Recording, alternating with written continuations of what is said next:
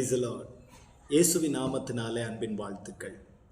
வேறு மனுஷன் என்கிற இந்த தொடர் செய்தியை தியானிக்கும்படிக்கு தேவனாகிய கர்த்தர் பாராட்டின கிருபைக்காக கர்த்தரை துதிக்கிறேன். ஆதியாகமத்தின் முதல் அதிகாரத்திலேயே வேறு மனுஷனாக்கப்படுகிறதற்கு ஏதுவான மிக மேன்மையான ஆசீர்வாதமான ஒரு காரியத்தின் துவக்கத்தை கர்த்தர் ஏற்படுத்தி இருக்கிறார். ஆதியாகமம் முதலாவது அதிகாரத்தினுடைய 3வது வசனம் இப்படி சொல்லுகிறது, தேவன் வெளிச்சம் உண்டாக கடவது என்றார், வெளிச்சம் உண்டாயிற்று. இன்னும் சூரியன் சிருஷ்டிக்கப்படலை, இன்னும் சந்திரனோ நட்சத்திர மண்டலங்களோ உலகத்தில் உண்டாக்கப்படவில்லை. அவைகள் எல்லாம் 4ஆம் நாளிலே சிருஷ்டிக்கப்பட்டது. சூரியனும் சந்திரனும் ஒளி வீசக்கூடிய சுடர்கள், அவைகள் உண்டாக்கப்படுவதற்கு முன்னதாகவே தேவன் உலகத்தில் வெளிச்சத்தை உண்டாக்கினார். வெளிச்சம் என்பது ஒரு உன்னதமான ஆவிக்குரிய நிலை.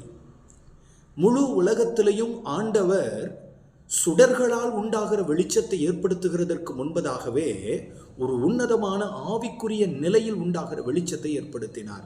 நான் இப்படி விசுவாசிக்கிறேன். தேவன் ஒளியாய் இருக்கிறார் என்று வேதத்தில் பல இடங்களிலே நாம் வாசிக்கிறோம்.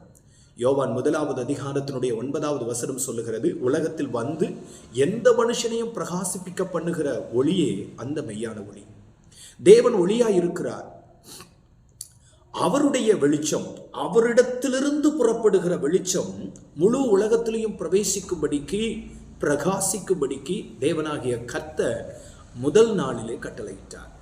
எனக்கு அருமையான தேவனுடைய பிள்ளைகளை, இன்னைக்கு நீங்களும் நானும் வேறு மனுஷனாக்கப்படுகிற மறுரூப வாழ்க்கைக்கு வர வேண்டுமானால் இந்த பூமியிலே நாம் பார்க்கிற சுடர்களினால் உண்டாகிற வெளிச்சம் அல்ல, உன்னதமான தேவனுடைய வெளிச்சம், தேவனுடைய முகத்திலிருந்து உண்டாகிற அந்த முகப்பிரகாசம், ஆண்டவரிடத்திலிருந்து புறப்பட்டு வருகிற அவருடைய ஒளி நம்முடைய வாழ்க்கையை பிரகாசிப்பதற்கு நாம் நம்மை விட்டு கொடுக்க வேண்டியது அவசியம்.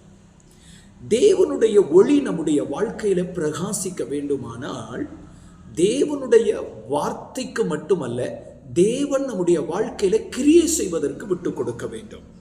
அதே ஆதியாகமம் 1வது அதிகாரத்தினுடைய 4வது 5வது வசனங்களை நம்ம வாசித்து பார்க்கும் பொழுது, வெளிச்சம் நல்லது என்று தேவன் கண்டார். அதற்கு பிறகு சொல்லப்பட்டிருக்கிறது, வெளிச்சத்தையும் இருளையும் தேவன் வெவ்வேறாக பிரித்தார். வெளிச்சம் உண்டாக கடவது என்பது தேவனுடைய வார்த்தை. வெளிச்சத்தையும் இருளையும் தேவன் வெவ்வேறாக பிரித்தார் என்பது தேவனுடைய கிரியை. இன்றைக்கு தேவனுடைய வெளிச்சம் அல்லது அவருடைய ஒளி நம்முடைய வாழ்க்கையில பிரகாசிக்குமானால் நீங்களும் நானும் வேறு மனுஷனாக்கப்பட முடியும். வேறு மனுஷனாக்கப்படுவதற்கு நீங்களும் நானும் நம்மை ஒப்பு கொடுக்க வேண்டிய ஒரு காரியம், நம்மிடத்திலிருந்து பிரிக்கப்பட வேண்டிய சில இருள்கள், சில இரவுக்கு உரியவைகள், அந்தகாரத்திற்கு உரியவைகள் இருக்கிறது. நாம் வெளிச்சத்தின் பிள்ளைகள், வெளிச்சத்தின் பிள்ளைகளாக நடந்து கொள்ள வேண்டும் என்று அப்போஸ்தலனாகிய பவுல் சொல்லுகிறார். வெளிச்சத்தின் பிள்ளையாக நடந்து கொள்ள வேண்டுமானால் நம்மிடத்தில் இருக்கிற அந்தகாரத்தின் கிரியைகள், இருளின் கிரியைகள், நீங்க யோசிச்சு பாருங்க.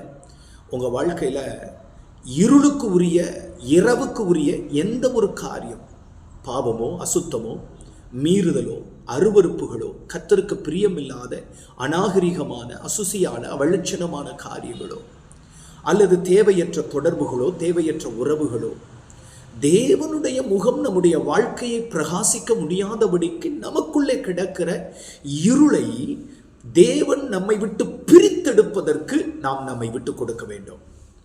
ஆவியில் நிறைந்து ஆவியானவரோடு இணைந்து உங்களுக்கு சொல்லுகிறேன், இந்த ஆண்டுல அநேக காரியங்கள் உங்களை விட்டு பிரிக்கப்பட போகிறது. அநேக தேவையில்லாத தொடர்புகளும் உறவுகளும் உங்களை விட்டு பிரிக்கப்பட போகிறது. அது தேவனுடைய கிரியை. தேவனுடைய வார்த்தையாகிய வெளிச்சமும் தேவனுடைய கிரியைகளாகிய வேறு பிரித்தெடுக்கிற காரியங்களும் நம்முடைய வாழ்க்கையில விளங்குவதற்கு நம்மை நாம் விட்டு கொடுப்போமானால் நிச்சயமாகவே நாம் வேறு மனுஷர்களாய் விளங்க முடியும். God bless you. God bless you.